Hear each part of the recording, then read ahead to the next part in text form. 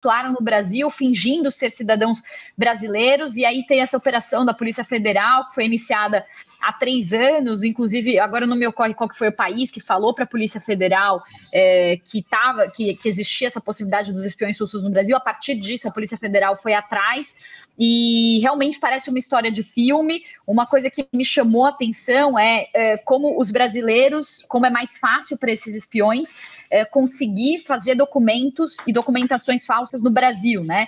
E aí eu estava até lendo a diferença, por exemplo, aqui nos Estados Unidos precisa do Social Security Number para você registrar, você precisa registrar no hospital, né? E no Brasil, assim, algumas áreas rurais, pessoas que, se você tiver 2 testemunhas, a pessoa pode falar assim, essas 2 testemunhas aqui estão dizendo que eu sou filho de não sei quem, e com isso a pessoa faz uma certidão de nascimento, depois da certidão de nascimento já faz passaporte, carteira de motorista e passa a viver como se fosse um brasileiro, e foi o caso de alguns desses espiões. Vou passar a bola para o Lori, que foi quem puxou mais esse assunto aqui. Que você achou dessa história, Lori? De filme mesmo, né? Sem falar na corrupção nos cartórios também, urbanos, né? Que foram nos Estados Unidos. Foi em 2022 que a CIA comunicou às autoridades brasileiras que um russo tinha, um cidadão brasileiro, supostamente, né? Tinha feito pós-graduação em Johns Hopkins, aí em Nova York, e depois tentou um estágio no Tribunal Penal Internacional, porque estavam começando as investigações de crimes de guerra cometidos por Vladimir Putin. Então veja o perigo disso. Colocaram um russo lá, um espião russo, um cara do FSB, do Serviço Secreto Russo, para interceptar as investigações contra o chefe dele, né? E aí, a partir daí, esse cara foi extraditado pelas autoridades holandesas aqui para o Brasil. A Polícia Federal não pôde prendê-lo, segundo a apuração do New York Times, mas passou a vigiá-lo intensamente, e aí começou a procurar padrões em pessoas que têm uma certidão de nascimento e que não tem nenhuma história no Brasil, e de repente tem um certificado de reservista, um título de eleitor e um passaporte brasileiro. E encontrou 9 casos, segundo a apuração do New York Times. E pessoas que têm namoradas aqui, ou que vêm com uma mulher russa, enfim, que criam toda uma história, empresas e tal. E foi um trabalho de investigação aparentemente muito bom da Polícia Federal.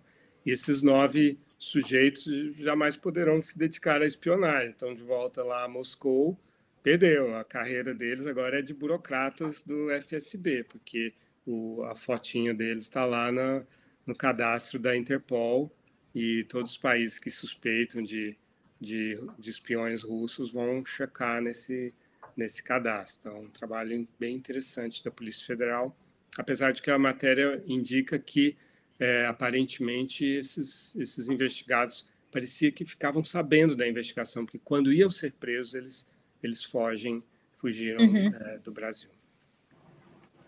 O que me chamou mais a atenção nisso tudo, inclusive o New York Times chegou a fazer um artigo no dia seguinte, ontem, foi um legado, isso teria sido um legado dos espiões da KGB, da antiga União Soviética, porque eles têm essa longa tradição, tanto na União Soviética como na Rússia, de ter espiões que trabalham em missões de longuíssimo prazo, de ficar muitos anos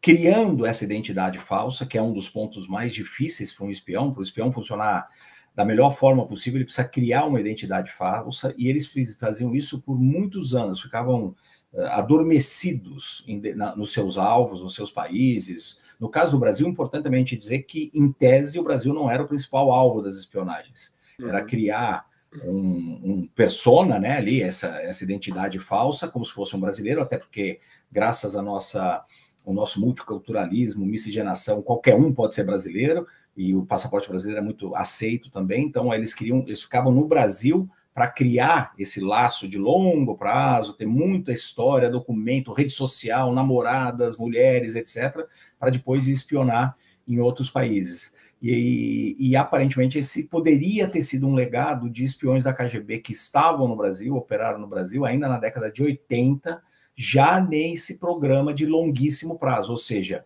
eles, em alguns casos, teriam feito registros fictícios de pessoas em cartórios em alguns lugares, já pensando que iriam criar a identidade desses espiões que viriam depois, as outras gerações dos espiões do futuro. Então, muito interessante. Para mim, o principal disso tudo é essa dedicação, esse projeto aí, muito comum, aparentemente histórico aí da Rússia, da União Soviética, de ter esses espiões que trabalham em larguíssimo prazo, né? Ficam anos investindo nesse processo para depois terem, de fato, essa identidade e partirem para o trabalho de campo, né? A espionagem.